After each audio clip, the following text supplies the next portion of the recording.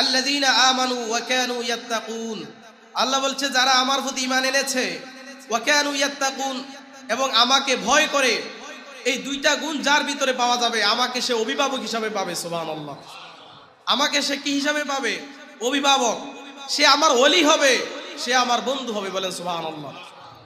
আল্লাহ বলছে আমাকে ভয় করা লাগবে। ভয় করব কাকে? একটু আওয়াজ দেন বাবা। ভয় করব কাকে? আল্লাহকে। আল্লাহ বলছে যারা আমাকে ভয় করবে, আমি আল্লাহ তার জন্য রেখেছি দুইটা জান্নাত। সুবহানাল্লাহ। কয়টা জান্নাত? গভীর মনোযোগ।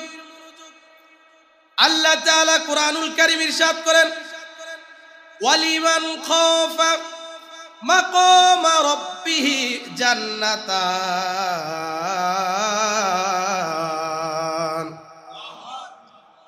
ওয়ালিমান খাফা মাকামা রাব্বিহি জান্নাতান।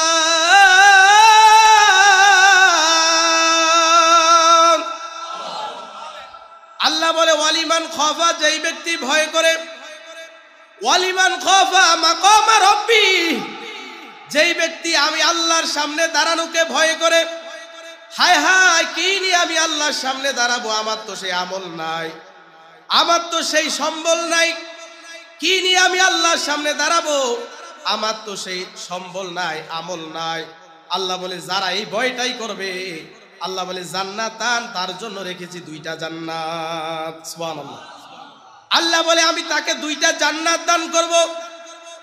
আল্লাহ বলে আমার বন্ধু যারা হতে চায়, আল্লাহ বলে তার জন্য রয়েছে ইহকাল এবং পরকালে তার জন্য রয়েছে সুসংবাদ। সুসংবাদ আল্লাহ তাআলা দেয়। আল্লাহ বলে লাহুমুল বুশরা ফিল হায়াতিদ দুনিয়া ওয়া ফিল আখিরাহ।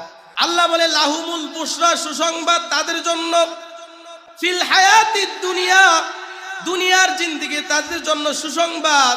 ওয়া ফিল আখিরাহ, আখিরাতের জিন্দেগিতে তাদের জন্য সুসংবাদ।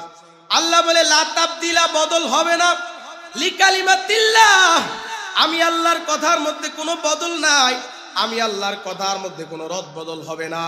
দুনিয়ার কোনো মানুষ যদি কথা বলে, তার কথার মধ্যে চেঞ্জ আসতে পারে, রদ বদল হইতে পারে। আমি আল্লাহ বলে আমার কথার মধ্যে বদল নাই। আমি আল্লাহ যা বলেছি তাই হবে, ঠিক কিনা? কখনো তোমাকে যদি ভুলি, হেদায়াতের আলো দিয়ে নিয় কাছে তুলি। সুবহানাল্লাহ। কখনো তোমাকে যদি ভুলি, হেদায়াতের আলো দিয়ে নিয় কাছে তুলি, ক্ষমা করো, দয়া করো,